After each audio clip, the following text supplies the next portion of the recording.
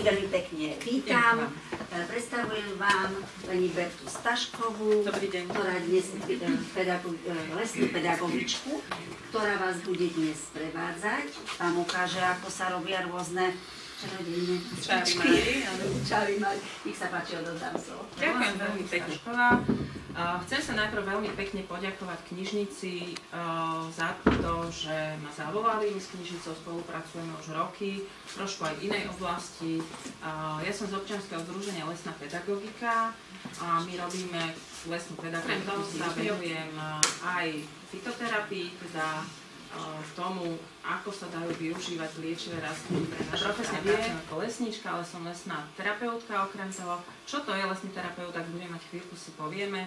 Lesná pedagogička a predajca. Nerada volám prednášky. Toto slovo prednáška nemám veľmi rada. Vždy to obujeme do toho, že to je niečo, kde niečo vyrábame. Lebo som presvedčená o tom, že je to zábavnejšie a okrem toho aj si niečo vyrobíme, niečo si potom to ľahšie zapamätáme.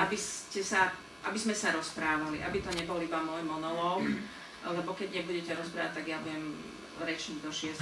a potom budete sa mňa... Povieme veľmi stručne, čo to je fitoterapia a čo je to aj lesný kúpeľ, pretože lesný kúpeľ, možno fitoterapia ste už počuli, ale lesný kúpeľ asi menej z vás. To tam ešte výrobky, tak je to ešte celkom fajn. Najväčší problém je to, že nám sa mi vyrovná fúkol vietor a príroda veľmi majú rozoznať ich spoľahlivo, to je veľmi dôležité.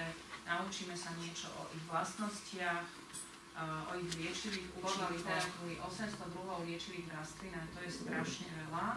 Ale to, čo je pre mňa zaujímavé, je to, že dnešný farmaceutický priemysel stále využíva liečivé rastliny. Hovoríme čaj, to je západ.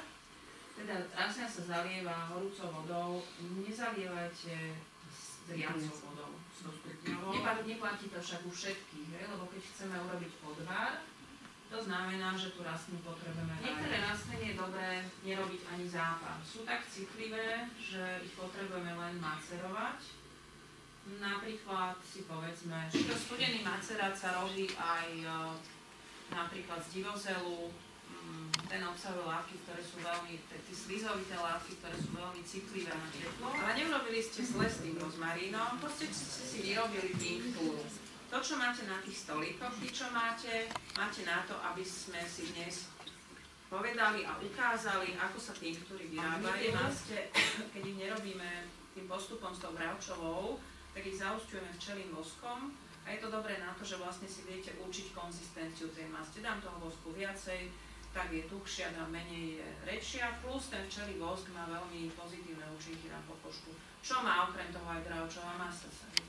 Ale dajú sa použiť rôzne oleje do toho, podľa toho na čo. Podbel je starodávna liečivá rastlina, poznajú každé malé dieťa, proti kašlu, aj sa tak volá v latinčine, tusilagus je kašel, ale milí vedci zistili, že obsahuje látky, ale nie len podbel, obsahuje látky, ktoré majú nie veľmi dobré pôsobenie. Eterické oleje, to je trošku niečo iné, nepleťte si macerovaný olej a eterický olej. Eterický olej sa vyrába destilát. Ak máte deti alebo vnúčatá, ktoré majú vši, tak už nekupujte žiadne šampóny, použite pre deti čajovníkový olej. Aj v octe macerované. Áno, budeme hovoriť o tých tinktúrach dnes viac, preto som do toho nevhupla. My sa spoliehame na to, že to, čo si prečítame na Wikipédii, je pravda. Nemusí to byť pravda. No a keď to napíšeme my tri, vytvoríme web a začneme tam písať, a niekto potrebuje vytvoriť prezentáciu, tak klikne na web, Ctrl+C, Ctrl+V a takto sa to šíri veľmi rýchlym tempom a zistíme, že ja neviem, ktorá rastlina je na čo úža. Možno, že to je aj pravda, ale možno, že aj nie. To je problém internetu, lenže ešte väčší problém je, že keby sme sa my štyri teraz dohodli, že si dáme tú námahu a napíšeme knihu a začneme v nej tvrdiť, že púpava je výborná na, povedzte na čo, to je jedno, a vydáme takú knihu, tak ju budeme predávať v knihkupectve. Ako začať? Máme dve možnosti, buď zbierať vo voľnej prírode, alebo pestovať. Pestovať môžeme to, čo u nás voľne nerastie, ale môžeme pestovať aj to, čo u nás voľne rastie. Sedmotráska, málo kto vie, aká je to múdra rastlinka, aká je účinná. Lieny obsahuje saponiny a veľmi dobrá je, pomáha pri vykašliavaní.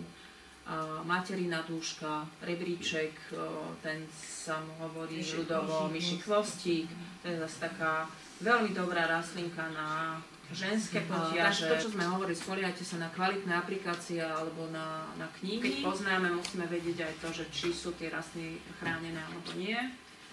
Sú rastliny, ktoré majú chránený, povedzme, koreň, ale môžete zbierať tú nadzelenú časť, svetlo, alebo to strčte do skrine, kde bude tma. Lebo to slnko, to svetlo tomu robí zle a je dobre, keď sa uzatvárate. Alebo rôzne iné dózy, keď to máte v tom vrecušku a chcete to uchovať. Tak nemusí to byť bezpodmienečne len alkohol. To extrahovadlo, teda tá látka, potrebujeme tam v podstate dve základné zložky. Bioaktívna látka, to je tá bylina najčastejšie, ale môže to byť živica, môže to byť propolis, môže to byť iné časti z prírody, z rastlín alebo aj iné. A potom potrebujeme tú extrakčnú kvapalinu, to, do čoho tie bioaktívne látky dostaneme, čo bude nosičom. Najčastejším extrahovadlom je etanol. Ten kúpite v lekárni, v takéto podobe, oni vám ho predajú v koncentrácii. To poznáte ako názvom glycerín, to je to isté. Je to stále z chemického hľadiska alkohol, ale nemá tie omamné účinky. Má trošku nižšiu schopnosť uchovávať alebo vôbec extrahovať a uchovávať tie bioaktívne látky, ale je to stále veľmi účinné. Kvalita rastlín, o tom sme si v podstate už niečo povedali. Dôležité je, kedy ju zbierame, kde ju zbierame.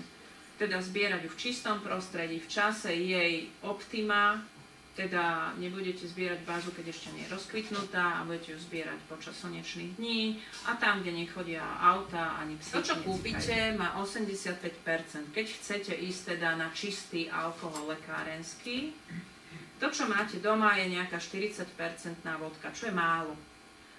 To je nízka koncentrácia alkoholu. My potrebujeme, kebyže máme dneska kurz fitoterapie na tému tinktúry, tak sa budeme 4 hodiny rozprávať len o výrobe tinktúr, asi hodinu z toho o koncentráciách alkoholov, ktoré v literatúre sa dočítate, že to môže byť od 1 k 10 po 1 k 3. Ja poviem, v domácom prostredí robte to intuitívne. To znamená, že budeme to aj dnes robiť, ja neviem, zoberiem si doma pohár, načgáte si do toho prhľavu, alebo čo budete mať, a koľko vám to vojde, tak potom tam nalejete alkohol a tešíte sa, máte a čakáte. Hej? To je jeden zo spôsobov. Rozdrvenie, spracovanie rastlín. Na to máme tie mažiarky. Predstavte si, že máte minerálkovú fľašu. Takú si kúpite, plnú CO2, otvoríme a už nie je taká plná toho CO2 a to my robíme s rastlinou. Odtrhneme rastlinu, máme taký krásny púpavový veľký list. A teraz ho trhám, to je ako keby som otvárala tú fľašu, otváram bunkové steny a všetky tie bioaktívne látky. Teda tesne pred tým, ako idem tú rastlinu spracovať, ako idem povedzme s nej urobiť či už ten čaj alebo tinktúru, tak tesne predtým ju potrebujem nakrájať, namrviť, aby som jej pomohla, aby som pootvárala všetky tie bunkové steny. A zalievam tým etanolom. Čas extrakcie, to znamená, že dnes si tu spravíte, alebo doma, napcháte do toho pohára, začne vás prhľava, zalejete, odložíte do skrine, zabudli ste, spomeňte si v septembri, nevadí. Minimálne, mám tam aj 7, ale minimálne 14 dní je dobré nechať extrahovať, maximálny čas je neobmedzený. Tá tinktúra, keď je v alkohole, je večná, alkohol je večný, on sa nepokazí, takže minimálne, keď na to zabudnete, nevadí. Ale dôležité je, tam tá sedmička, preskočím bod 6, do pohára zalejem alkoholom, strčím do tieňa niekde, do skrine a je fajn, keď si spomeniem, dajte si ju niekde ku káve alebo k čaju, ráno si idem robiť mám tinktúru, potrasiem. Každý deň jej doprajte, toto je potrebné urobiť šejky, tie 2 týždne tomu dajte aspoň. A potom už keď na ňu aj zabudnete, ten pohyb je tam veľmi dôležitý. Hygiena, o tom netreba si hovoriť, pracujeme s alkoholom, takže ten je predpokladom dezinfekcie, ale napriek tomu je potrebné dodržiavať všetky tie zásady, aby vám to ostalo čisté, aby ste si nepomiešali tie rastliny, aby ste vedeli, čo tam máte, aby ste pracovali s čistým náradím. Máte na stoloch takéto tmavé fľaštičky. Vy keď si robíte ten macerát, ja hovorím, že do skrine do tmy, ale keď použijete tmavé sklo, tak nemusíte, ale už keď máme hotovú tú tinktúru, tak dobre je do tmavého skla. Dnešný zrýchlený spôsob. Keď máme málo času, tak ideme v podstate podobne, ale tie 2 týždne nahradíme našou prácou a našou energiou a miesto toho, aby sme urobili len toto každý deň, tak budeme zhruba 20 minút trieť. A to, ten náš proces, tá naša energia nahradí tie 2 týždne. Tým, ktorí chcete, máme tu nachystaný 55% alkohol a každému ulejem túto, prosím nepiť, každému ulejem približne pol deci, nám takto do stredu stola, takto elegantne ľavu. Poviem vám, čo budeme robiť. Urobíte mi trošku miesto. Alebo tam mám krabici, to nesúzi.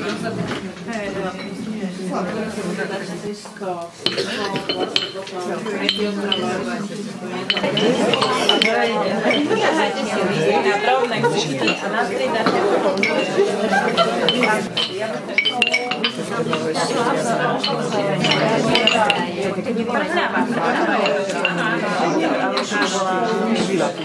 Rozpravené lístky, aby vám vznikla kaša, ktorá bude dosť riedka na to, aby sa dala prefiltrovať.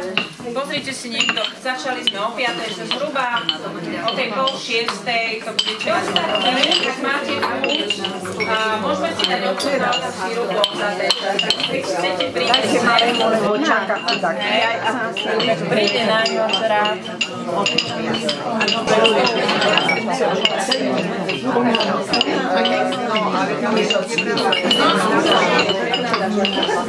A na čo to použijeme? Nám je toto najlepšie, nie? Presne to, keď tvárov.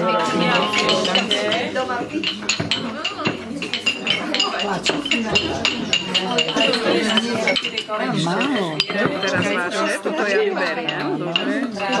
Nosíte polievky, prívárky, z mladých listov šalátiky, tinktury, čokoľvek sa pozrieme, tam niekde bude mať počet. Dáme ju do sklenených fliaž a zapasterizujeme ju. My sme lesníci a tá terapia je veľmi nekonfliktná. O tom to je, aby sme žili nekonfliktne. A spoločnosť nás tlačí za posledné roky k tomu, aby sme stále narážali na ten konflikt lesníci a ochranári, ale my sa tam rozprávame aj o tom, že ideme jednou cestou. Je to o vďačnosti na tých kurzoch, lebo keď žijeme v vďačnosti a láskavosti, tak sa nám žije lepšie. Prečítajte, možno, že vás to zaujíma.